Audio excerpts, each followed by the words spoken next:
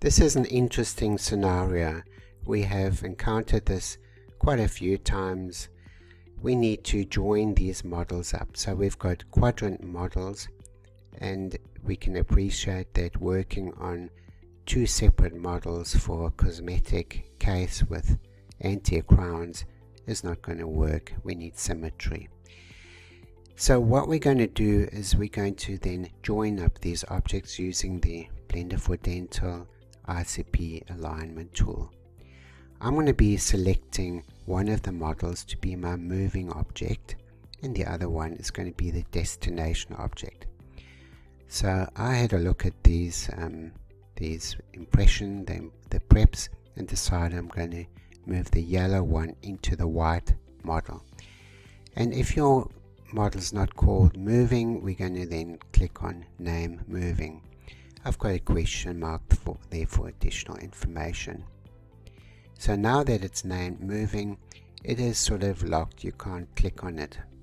This is to safeguard the user from making an incorrect entry.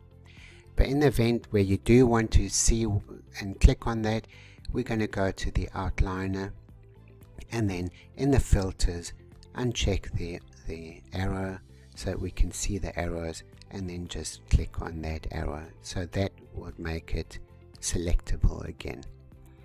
But for the script, we're going to have it locked. So that was just a bit of information.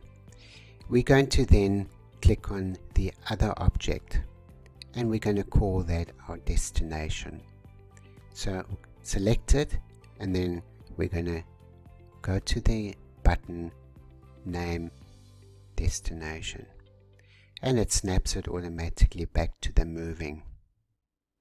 This is so that now we can enter the moving of the object. We're going to shift right click to place the cursor so that it moves closer to the destination object.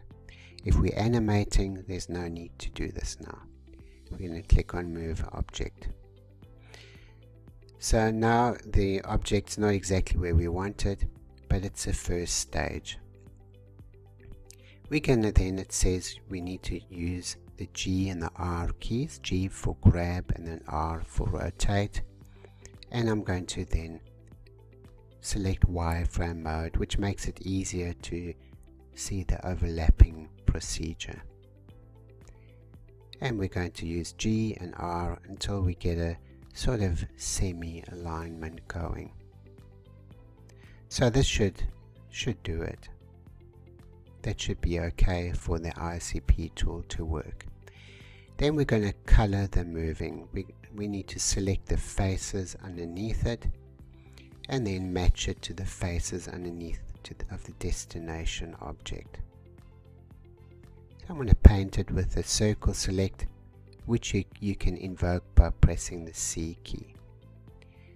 And of course we want to select common faces. If you make a mistake, then just mouse wheel down and then just move the mouse to deselect those faces, and right click to get rid of the circle select. So here we go, painting the object.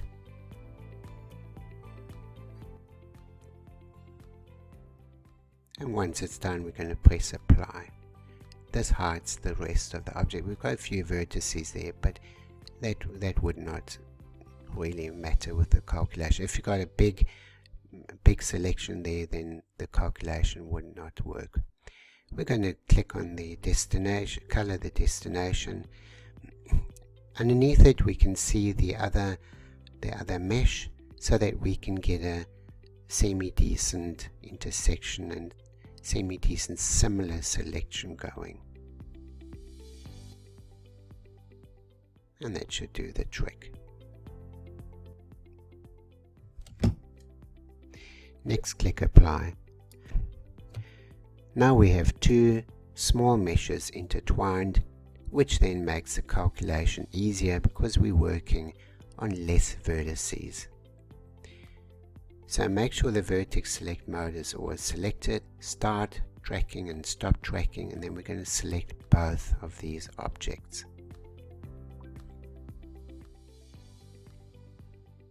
And then you don't need to adjust anything, it's pre-adjusted.